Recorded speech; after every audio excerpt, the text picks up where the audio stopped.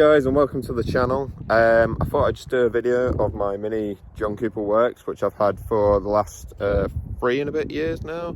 It's a 2016 plate, and I just thought I'd do a bit of a walk around.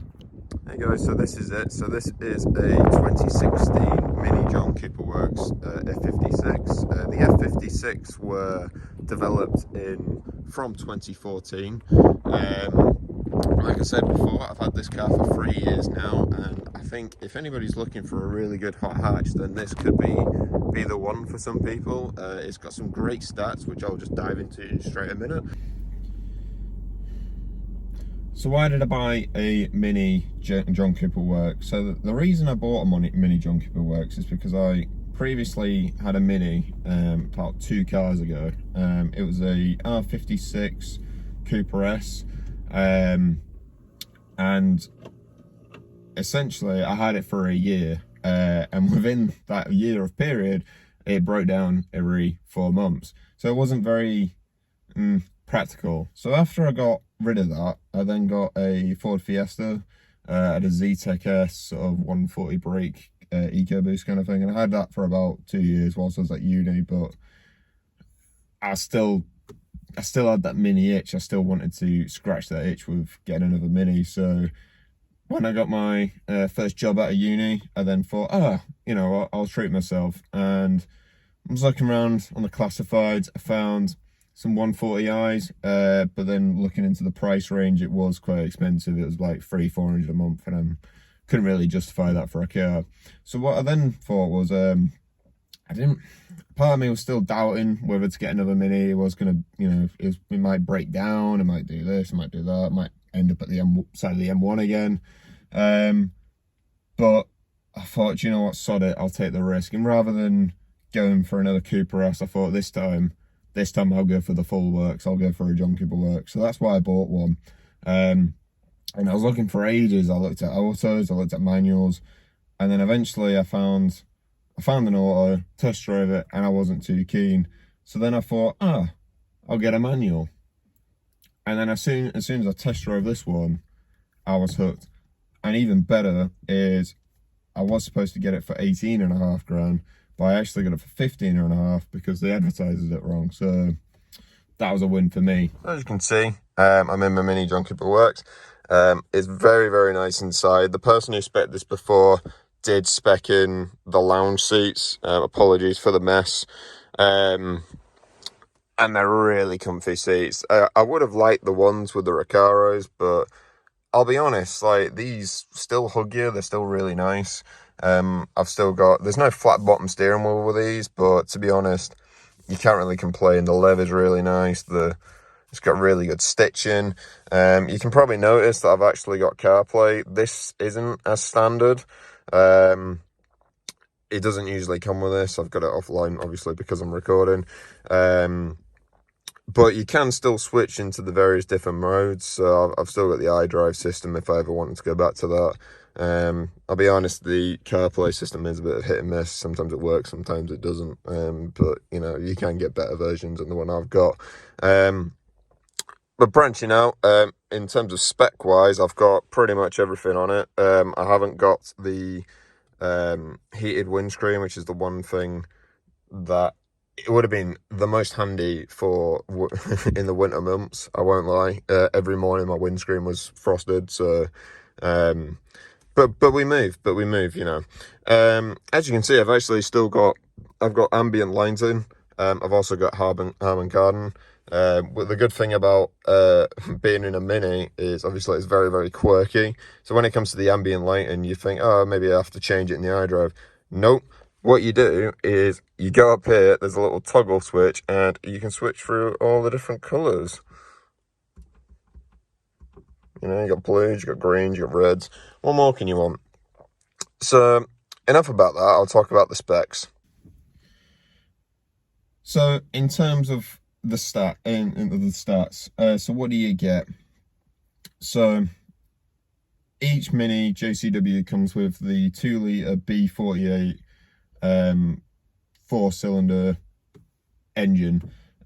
What that is a BMW own version. It's not one of the collabs which they did with the R56. The R56 being in the fact that it shared the same engine as a Peugeot 207 GTI, I believe.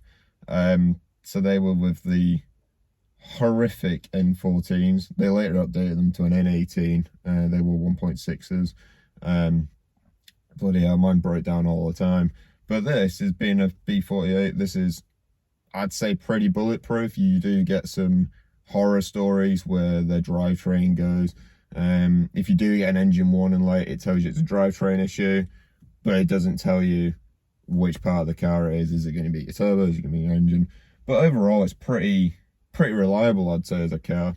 In terms of its performance, it has 230 brake as stock. It also does 0 to 60 in 6.3 if you've got the trusty little manual like I've got here. Or if you go for the autos, obviously they come with flappy paddles. If you go for a pre-LCI, they're 6.1 0 to 60. I think that's across even the new facelift versions. But I believe with the pre-LCIs, you do get a 6-speed manual rather than an 8-speed, which you do on the new LCIs. But albeit, it's a beautiful car. If you want to know top speed, it does do 153 mile an hour. In the UK, you're not going to do it unless you go to Mexico or you go to the Nürburgring or the Autobahns. Yeah, but it is a pretty quick machine. For example, you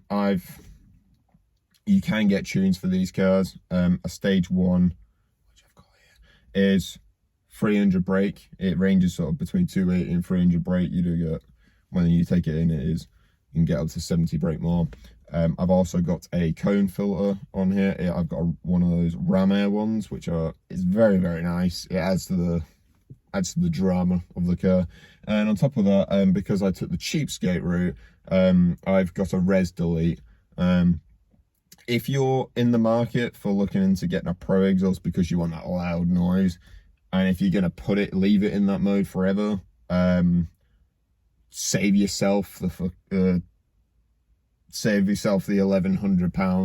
£1,200 for the standard, or unless you want the carbon tips and it's 1,500. Save yourself that money, just spend 80 to 100 quid, and you get the same noise essentially. It does sound a bit tractory, which I'll show in this clip now.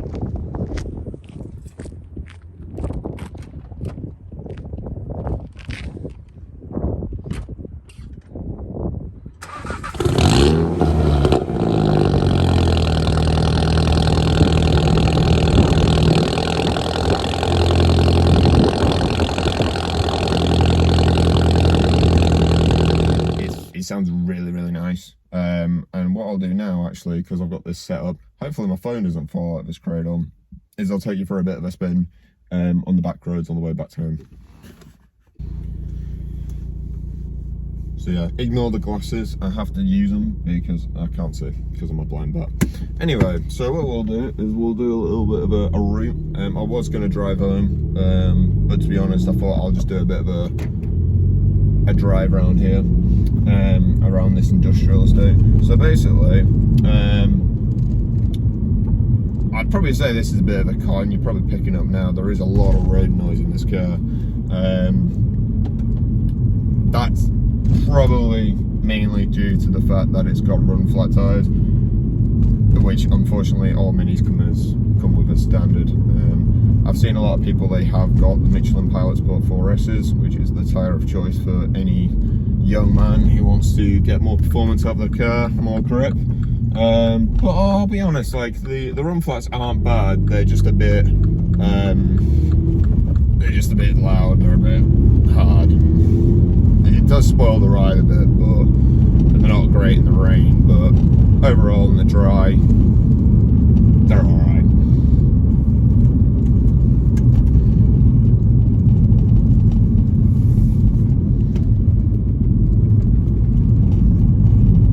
So yeah, power wise, so stock, this does have 230 brake, which is quite a lot in a hot hatch actually. If you compare it to the STs, they only have about, I think they range from 180 to 200 brakes, so this does have a lot more power. I'd probably say this car isn't as practical as a Ford Fiesta. Like, the boot is absolutely piddly. And to be honest, you're not really going to care, are you? But yeah.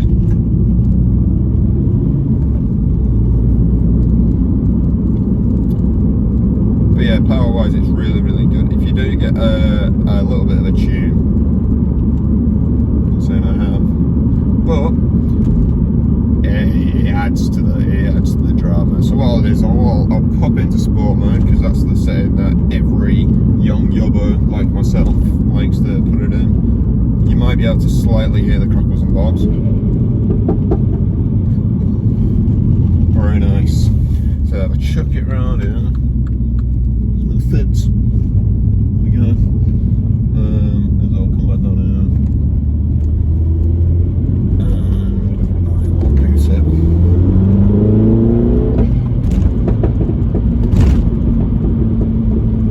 Oh, what a noise! You don't get bored of that noise. That's the great thing. But like I said, if you get a res delete, it's about 80 quid. It's not too bad. But yeah. I never really get bored of this car that much. I have looked at other cars to get.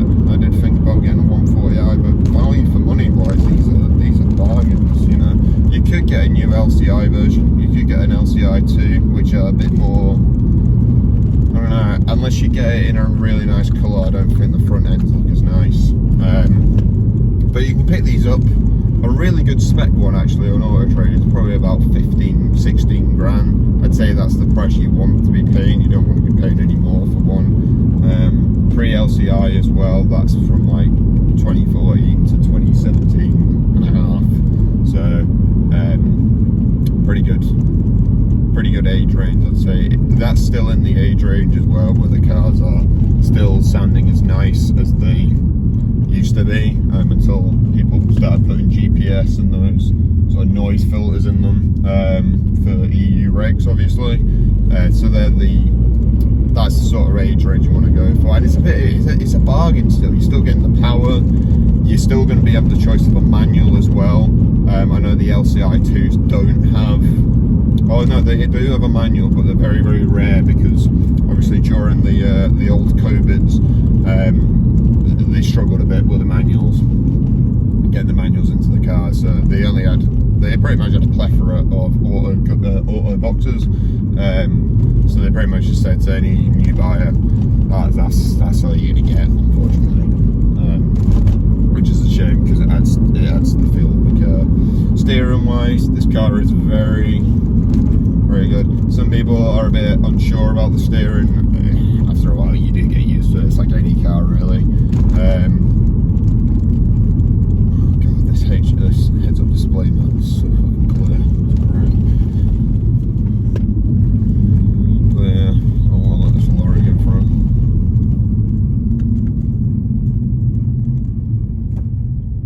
Cheers, mate. I wonder if he's got any spare petrol.